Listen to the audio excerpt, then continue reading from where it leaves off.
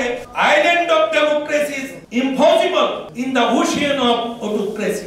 স্বৈরতন্ত্রের মহাসাগরে গণতন্ত্রের দ্বীপ রচনা সম্ভব নয়। তো বাংলাদেশ জামায়াত ইসলামী এটাই বলছে যে আমরা যদি সত্যিকার গণতান্ত্রিক কাঠামো রচনা করতে চাই তাহলে স্বৈরতন্ত্রের কাঠামো সম্পূর্ণ ভেঙে ফেলতে হবে এবং নতুনভাবে বাংলাদেশ নির্মাণের যে জনগণের প্রত্যাশা সেই প্রত্যাশা অনুযায়ী জুলাই সনদের আইনে বৃদ্ধি দিতে হবে এবং যে 5 দফা দেওয়া হয়েছে এই 5 দফাগুলো আমাদেরকে বাস্তবায়ন করতে হবে।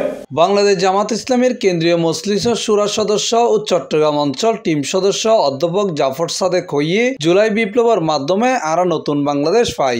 জুলাই বিপ্লবের স্লোগান হইয়ে একান বৈষম্যহীন ইনসাফ ভিত্তিক ও জবাবদিহিমূলক বাংলাদেশ গঠন করা, জেন্ডার দুর্নীতি সন্ত্রাস স্বজনপ্রীতি চাঁদাবাজ ও টেন্ডারবাজি নতাইবু। দীর্ঘ 16 বছরের ফ্যাসিবাদী শাসনের যে অবসান হয়েছে রক্তক্ষয়ী বিপ্লবের মধ্য দিয়ে, এই ফ্যাসিবাদকে আমরা আবার কোনো অবস্থাতেই পুনঃপ্রতিষ্ঠিত হতে দিতে পারি না। কিন্তু এখানে একটি কথা হচ্ছে, ফ্যাসিস্ট চলে গিয়েছে কিন্তু ফ্যাসিবাদ এখনো রয়ে গেছে, ফ্যাসিবাদী কাঠামো এখনো রয়ে গেছে। এই ফ্যাসিবাদ এবং ফ্যাসিবাদী কাঠামোর বিরুদ্ধে এখন আমাদেরকে সংগ্রাম করতে হবে এবং এই সংগ্রামে যদি আমরা বিজয় হতে না পারি তাহলে নতুন বাংলাদেশ বিনির্মাণের স্বপ্ন ধুলায় লুণ্ঠিত হবে। রবিবার বাংলাদেশ ইসলামী একাডেমির বিআইএ মিলনায়তনে চট্টগ্রাম মহানগরের জামাতের উদ্যোগে 5 দফা গণদাবি আদায়ের লক্ষ্যে সাংবাদিক ও সাংস্কৃতিক ব্যক্তিত্ব লয়ের মতবিনিময় সভায় প্রধান অতিথির বক্তব্যে এসব কথা হয় তিনি।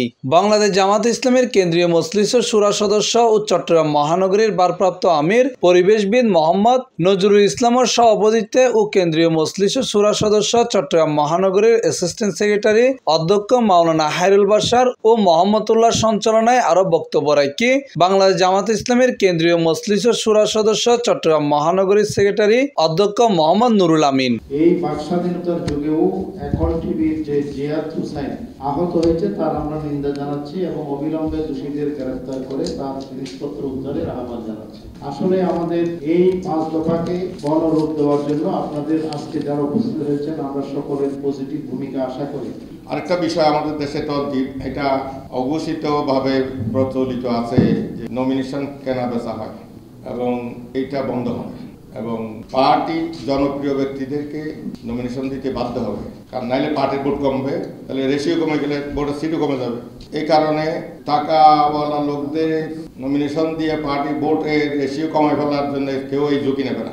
বাংলাদেশ জামাত ইসলামী যে 5 দফা দাবি নিয়ে আন্দোলন করছে, আমি একজন সাংস্কৃতিক কর্মী হিসেবে ইতিমধ্যেই উপলব্ধি করেছি যে আলহামদুলিল্লাহ বাংলাদেশ জামাত ইসলামীর প্রচারণার মাধ্যমে ইতিমধ্যে 5 দফা দাবি বিশেষ করে পিআর সম্পর্কে একটি স্বচ্ছ ধারণা আমাদের জনগণের মধ্যে তৈরি হয়েছে এবং আরো হবে ইনশাআল্লাহ। আসলে যে পিআর পদ্ধতি জামাত ইসলামী বাংলাদেশে প্রথমবারের মতো সম্ভবত এই বিষয়টা নিয়ে সোচ্চার ভূমিকা পালন করছে। এর আগে আমরা যেটা দেখেছি যে কেয়ারটেকার গভর্নমেন্ট, সেটা নিয়েও জামাত খুব সোচ্চার ভূমিকা পালন করেছিল, যেটা নিয়ে পরবর্তীতে কেয়ারটেকার সরকার গঠিত হয়েছিল এবং তার ভিত্তিতে নির্বাচন হয়েছিল।